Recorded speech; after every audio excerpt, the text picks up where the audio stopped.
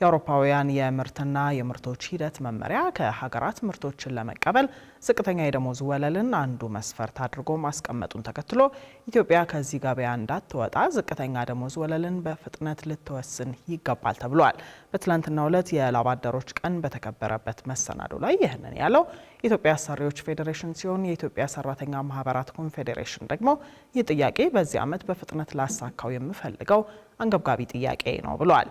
ደንቡ በቅርቡ ይጸድቃል ያለው የስራና ክህሎት ሚኒስቴር በበኩሉ ዝቅተኛ የደሞዝ ወለል መወሰን ብቻውን የሰራተኞችን ችግር እንደማይፈታ ጠቅሶ ከወለሉ መወሰን በኋላ ሰራተኞች በመደራጀት የመደራደር አቅማቸውን በሚያሳድጉበት መንገድ ላይ ማተኮር እንዳለባቸው አሳስቧል። ወደ ዝርዝሩ እንለፍ።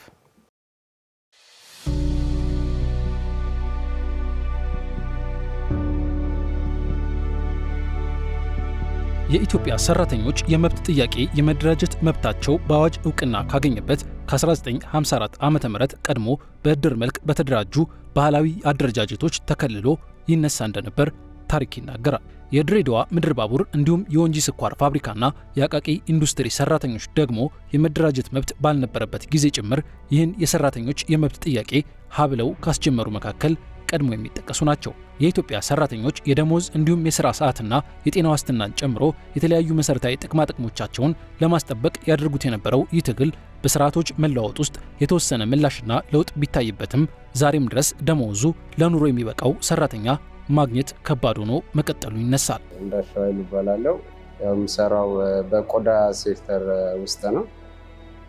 ብዙ አመት ሰርቻለሁ። ወደ 15 አመት አካባቢ ሰርቻለሁ። ደሞዜ ግን እንደሚታወቀው ነው ያለው ሁኔታ፣ የኑሮ ሁኔታ በጣም ከባድ ነው።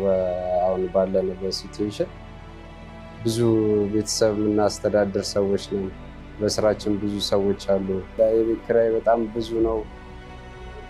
ልጅ አለ፣ የልጅ ትምህርት ቤት አለ እና ይህንን ቻሌንጅ በጣም ከባድ በስቃይ ውስጥ ነው ያለ ነው ማለት ይቻላል። ሰራተኞች ቁርሱን ይበላል፣ ምሳውን ሳይበላ የሚሄድ ሰራተኛ እንደዚሁ እኔ በአይኔ የማየው ሰራተኛ ብዙ ሰራተኛ።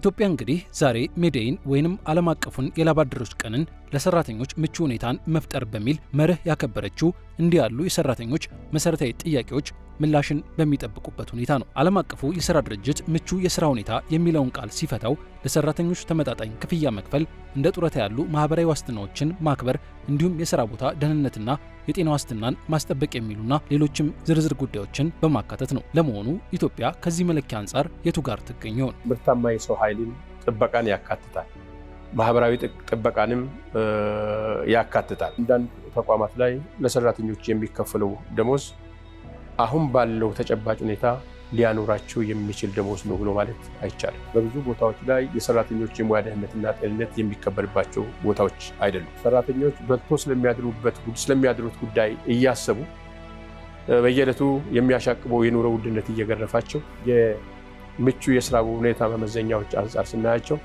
በአብዛኛው በሚባል ደረጃ የተሟሉ ናቸው ማለትም አይቻልም። የኢትዮጵያ ሰራተኞች ማህበራት ኮንፌዴሬሽን እንዲሁም የአሰሪዎች ፌዴሬሽን ከስራና ክህሎት ሚኒስቴር ጋር የላብ አደሮች ቀንን በሶስትዮሽ ጥምረት ሲያከብሩ ሊሻሻል ይገባዋል ተብሎ የተነሳው ዋናው ጉዳይ የሰራተኞች የመደራጀትና የመደራደር መብት በመንግስትም በአሰሪዎችም እየተገደበ ነው የሚለው ቅሬታ ነው። ኢሰማኮ ሰራተኞች በመደራጀታቸው ብቻ ከስራ መፈናቀልና የተለያዩ ጫናዎችን እያስተናገዱ መሆኑን ሲጠቅስ የአሰሪዎች ኮንፌዴሬሽንና የስራና ክህሎት ሚኒስቴር ደግሞ በአንዳንድ አሰሪዎች በኩል ያሉ የተሳሳቱ ግንዛቤዎችን ለማስተካከል እየሰራ ነው ብለዋል። የመደራጀትና የመደራደር መብቱ ሀገራችን ከፈረመቻቸው የዓለም አቀፍ ኮንቬንሽን ህጎች አንዱ ነው። ከዛም ባሻገር የሀገራችን ህገ መንግስት ሰራተኞች በነፃ የመደራጀት መብትን ይፈቅዳል። በህግ የተፈቀደለትን የመደራጀትና የመደራደር መብቱንም ራሱ ማነቆች ያሉባቸው ናቸው። የህጉ አስፈጻሚ አካልም ይህንን ጉዳይ ለማስፈጸም የተሰጠው ስልጣን አለ። ስልጣኑን ኤክሰርሳይዝ አድርጎ ይህንን ህግ በማስከበር ሂደት ላይ ውስንነቶች አሉ።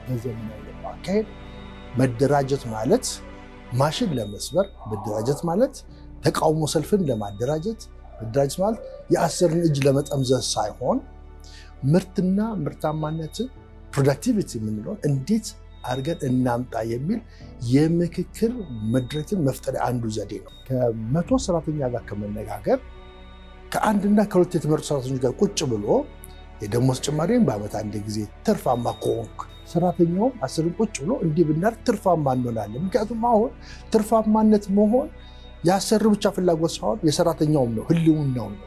ምንበላው ከአንድ ገበታ ከአንድ ትሬ ላይ አይደለም። መንግስት በዚህ ጉዳይ ላይ ግልጽ አቋም አለው፣ ክላሪቲ አለው፣ ምቹ ሁኔታዎችን ፈጥሯል፣ ህግ ማሻሻያዎችን አድርጓል ማለት ነው። ስለዚህ ከዚህ በኋላ የሚመለከታቸው መንግስት ያንን ምቹ ሁኔታ ከፈጠረ ያንን በዛ ላይ ደግሞ መጫወት የሚችሉ ምቹ ሁኔታዎች ላይ ሰራተኞች እንዲደራጁ መብታቸውን እንዲጠቀሙ ማድረግ የሚችሉት ደግሞ ሰራተኛ በዚህ ጉዳይ ላይ ትልቅ ኃላፊነት አለበት፣ አሰሪውም ትልቅ ኃላፊነት አለበት። ጥቂቶቹ ደግሞ የግንዛቤ ችግር ያለባቸው አሰሪዎች ሊኖሩ ይችላሉ።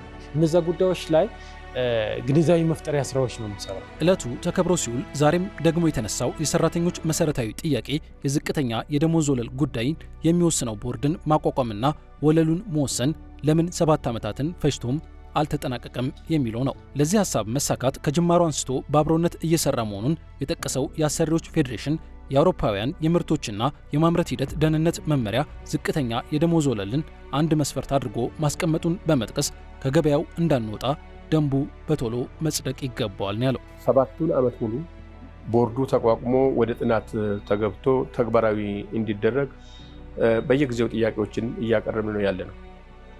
አሁን ላይ ሆነን ስናስበው በእውነቱ ለመናገር እጅግ በጣም የዘገየ በዘንድሮ ዓመት ከያዝናቸውና እጅግ በጣም አንገብጋቢ ናቸው ብለን ከምንይዛቸው አንኳር ጉዳዮች አንዱ የዚህ የደሞዝ ቦርድ ማቋቋሚያ ደንብ መውጣት ላይ ነው። አንዱ ምንድነው የሚኒመም ዌጅ በዛ ሴክተር ላይ አለ ወይ የሚል ጥያቄ ነው።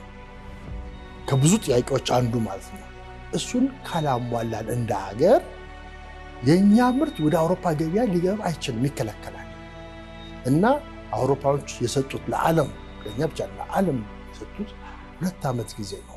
በዚህ በ2 ዓመት ጊዜ ውስጥ ተሯሩጠን ይህን ነገር ማሳካቱ ነው ለኛ ለአሰሪዎች ሀሳብ የሚሆንብን። እንደውም ለኛ የደሞዝ በአሁን ሰዓት ወለል ቢወጣም ሊያኖረን አይችልም። አሁን ሊቪንግ ዌጅ እየተባለ ነው። አሁን ላይ ሊቪንግ ዌጅ ሊያኖረን የሚገባ ከደሞ የቤት ኪራይ ከፍለ የልጅና አንዳንድ ወጪዎችን ችለ ሊያኖር የሚችል ደሞዝ ነው እንጂ አሁን ሚኒመም ዌጅ ቢወጣ ለሁሉም አይጠቅምም።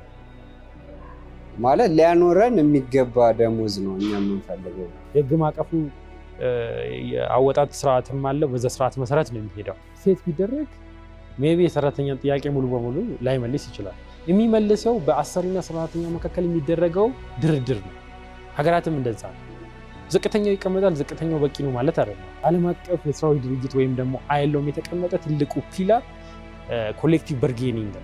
መነሻ የደሞዝ ወለል እንደ ሀገር መተከል አለበት የምንልበት ምክንያቶች አንደኛው ሰራተኛው ተደራድሮ ለመቀጠር የሚያስችለው አቅም ስለሌለው ምናልባት የመነሻ የደሞዝ ወለል መተከል ከዛ በታች ቀጣሪ ድርጅቶች አይቀጥሩትም ማለት ካልሆነ በስተቀር በየዕለቱ እያሻቀበ ያለውን የኑሮ ውድነትም ያረጋጋል ከሚል ጋር አናየው። እነዚህን የምቹ ስራ ሁኔታ ጥያቄዎችን ደጋግመው ከሚያነሱ በርካታ ኢትዮጵያውያን ሰራተኞች አንዱ የሆነው እንዳሻው ኃይሉ የነገዋ ኢትዮጵያ እነዚህ ጥያቄዎች የተመለሱባት እንድትሆን እመኛለሁ ይላል። ለኛ የደሞዝ በአሁን ሰዓት ወለል ቢወጣም ሊያኖረን አይችልም። አሁን ሊቪንግ ዌጅ እየተባለ ነው። አሁን ላይ ሊቪንግ ዌጅ ሊያኖረን የሚገባ ከደሞ የቤት ኪራይ ከፍለ የልጅና አንዳንድ ወጪዎችን ችለ ሊያኖር የሚችል ደሞዝ ነው እንጂ አሁን ሚኒመም ዌጅ ቢወጣ ለሁሉም አይጠቅምም። ማለት ሊያኖረን የሚገባ ደሞዝ ነው እኛ የምንፈልገው። በብዛት የምናመርትበት የተሻለ ውጤት የምናመጣበት ምናምን እንዲሆን እኔም እመኛለሁ።